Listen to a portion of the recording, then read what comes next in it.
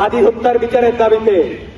এই বিচারের দাবি আমাদের আজকে থেকে না, এই বিচারের দাবি আমাদের সেই জুম্মা থেকে, যেই জুম্মায় আমার ভাই হাদিকে চলন্ত রিকশাতে গুলি করে হত্যা করা হয়েছে।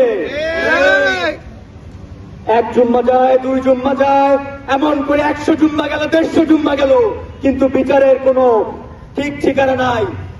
আজকে আমাদের পার্শ্ববর্তী দেশের একজন নেত্রী তার কণ্ঠে উচ্চারণ করছেন যে এই যে পার্শ্ববর্তী দেশ বাংলাদেশ, সেখানে একটা হত্যা হয়েছে, এই হত্যার পিছনে কার ষড়যন্ত্র, কার দায়, তা কিন্তু সে জানে।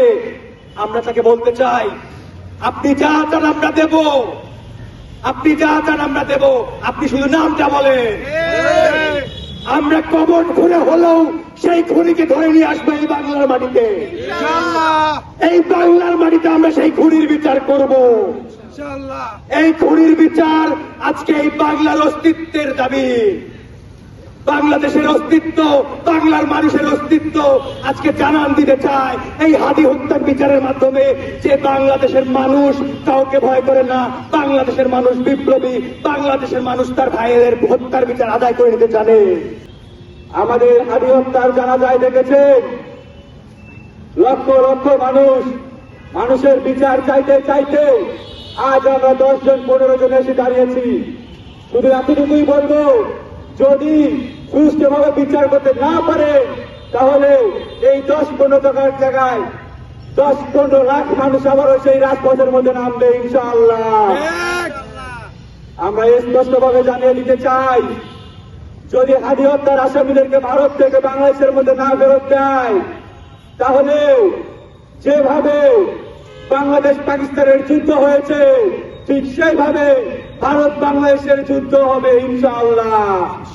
আমাদের বাংলাদেশের একজন অন্যতম নায়ক শহীদ শরীফ ওসমান হাদি ভাইকে দিনে দুপুরে এরকম একটি স্বাধীন বাংলাদেশ থেকে হত্যা করা হয়েছে।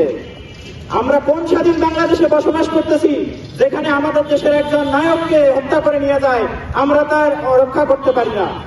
আমরা কোন স্বাধীন দেশে বসবাস করতেছি যেখানে দিনে দুপুরে হাদি ভাইকে হত্যা করে কেউ তার কোনো প্রতিবাদের মিছিলে অংশগ্রহণ করে না? আমাদের হাদি ভাইয়ের লক্ষ লক্ষ মানুষ জানাজায় উপস্থিত হয়েছিল, আজ সেখান থেকে আমরা 10 জনে উপনীত হয়েছি। তবে আমরা বলে দিতে চাই, আমরা যদি 10 জন শেষ পর্যন্ত থাকি, সেই 10 জন আমরা জীবনের শেষ মুহূর্ত পর্যন্ত হাদি ভাইয়ের বিচার চেয়ে যাবো ইনশাআল্লাহ। শুরুতেই বলি, আজকে আমরা কার জন্য দাঁড়িয়েছি এটা নতুন করে পরিচয় করিয়ে দেওয়ার কিছু নাই, কিন্তু এর পরবর্তী প্রজন্ম যদি আমাদেরকে কখনো জিজ্ঞাসা করে শহীদ শরীফ ওসমান হাদিকে, একটি বাক্যই যথেষ্ট তাকে পরিচয় করিয়ে দেওয়ার জন্য, চির উন্নত মানুষই। আমরা বাংলাদেশের মানুষ হাদি ভাইকে কতটা চাই, হাদি ভাইকে কতটা ওন করি, আমরা তার প্রমাণ নিয়েছি তার জানাজায় শরীফ হওয়ার মাধ্যমে।